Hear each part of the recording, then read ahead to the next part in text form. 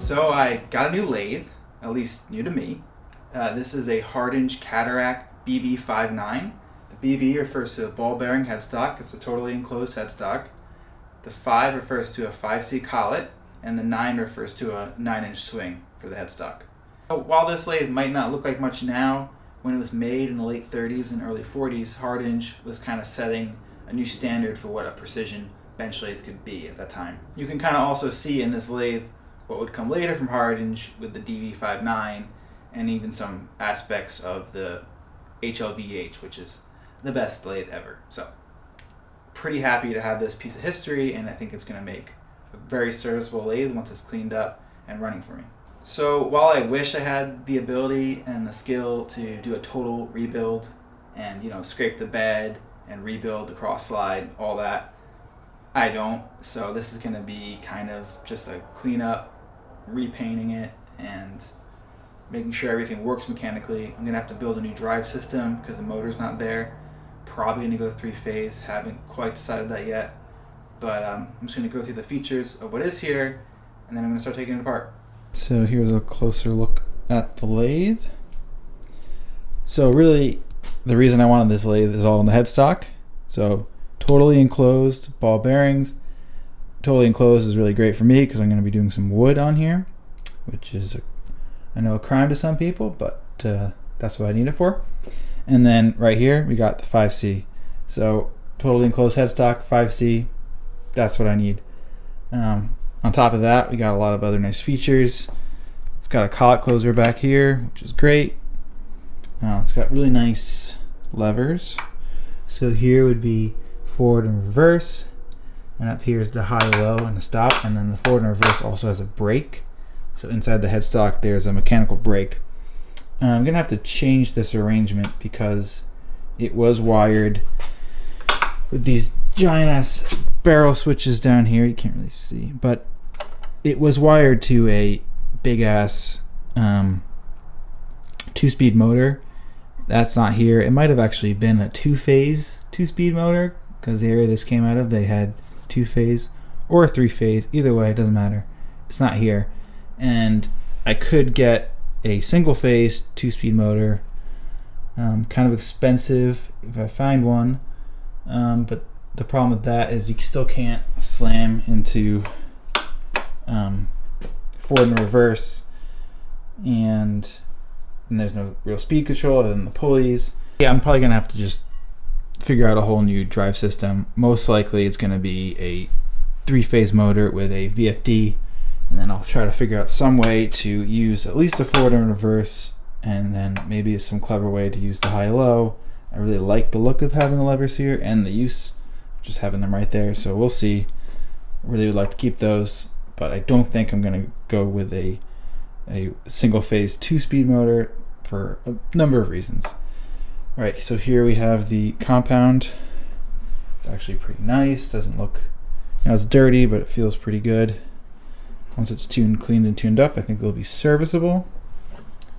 That's just held on with a little nut here.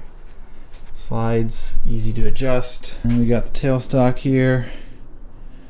It's pretty smooth, which is amazing because when I first bought the lathe, there was no tailstock, and then the guy found a tailstock. So big thank you to Doug for finding that tailstock. It's going to be hard to see, but it does say Hardinge Brothers, Elmira, New York, so it's a later model. It's not when they were at Chicago. And then it says the Cataract branding. So Hardinge basically bought out Cataract, and then they kept the name for their bench lathes. And it's got the beautiful single foot here, which is probably the coolest little design detail of the lathe. And then this side, it is open to allow for the belts. So the other Cataract lathes have 2 feet, but this one has the closed and then the 1 foot, which I really like because I want the, again, closed headstock. So one more thing on the headstock is the external Hardinge taper here, and there's a little groove here for a pin. And I did get, along with this lathe, it did come with a real Hardinge 3-jaw chuck. And then let me get a tripod and I'll show you this. So inside the chuck, there's a little pin, and you have to line up the pin. You can see it. There's the adjustment on the outside. So you line that up with the little hole there, and then you just lock it in place in the right direction. So now when the headstock's moving, it's locked in place. And then when you're done, you just kind of, it's gonna be hard to do without, just lock that. You just snap it off, and you can change out the chucks really easily. So it's a great feature. Buying Hardinge chucks with the right backplate, pretty expensive, but this have a 3-jaw, so all I need is a 4-jaw. Will be pretty good shape. You might have saw it when I was putting the chuck on. Spindle moves nice and freely. The bearings actually feel good, fingers crossed, because it will cost a lot to buy new bearings. So hopefully the front bearings at least are fine. I can clean them out, repack them with grease. If I have to need new rear bearings, that shouldn't be as big of a deal.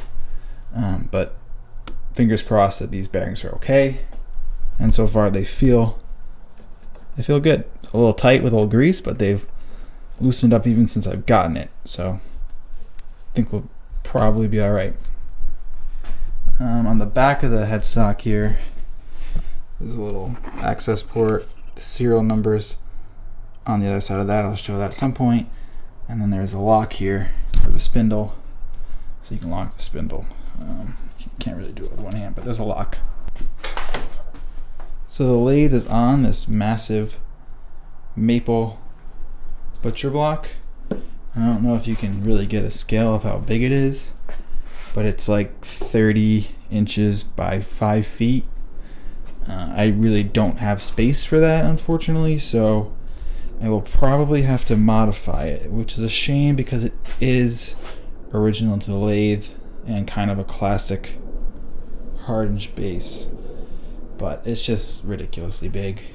I don't know why they did it that way, but that's how they did it. And the space behind the lathe, I mean, it's pretty useless. My hand only reaches this far when I'm standing there, so it's another 6 to 8 inches back there that you can't even reach comfortably. You gotta go really lunge over to get there. So I will have to modify this beautiful piece of butcher block, but I'll try to do that tastefully. I'm hoping to not sand the table. I like this kind of dark weathered look, so hopefully I can just kind of clean that up. It's got a really nice patina, and then the legs are these very cool pipe style legs with these beautiful little castings at the feet and the top, and then there's these support tension rods. So I'll have to change that when I modify the base, but we'll figure something out. And then here is the collet rack. It's got enough for a pretty good set of 5C collets. Not the full 64th set. I guess it's a 32nd set or whatever. And this isn't obviously a complete set. There's a square in there. But a lot of them are genuine Hardinge, and then there's some South Bend in there, so it should be good collets once I clean them up. It's got this nice swivel that goes under here. Originally, or at least the ones I've seen, there would have been a drawer here. Put your tools in, but no drawer. Maybe I'll make one. I'll probably make one. Yeah, so what else? And down here you can see where the motor sat. The idea was to kind of isolate the vibration from the rest of the lathe, so it's mounted to cast iron and does not connect to the big top here. So here's the nice counter shaft. It's got this really big step pulley, which if I go 3-phase in a VFD, I won't need that, so I'll have to change this arrangement. The motor sits on this hinged platform, and there's a handle so you can release tension and switch the belt on the step pulley, which again probably won't need. What else is? Get another look at these big barrel switches. They're very sweet. So yeah, that's basically all the features I can think of now. Oh, came with a lamp, which we love to see. Very nice. But yeah, that's basically the lathe. I'm going to start taking it apart. And really, really eager to get this thing into service. So it's a big job, but I think it will pay off.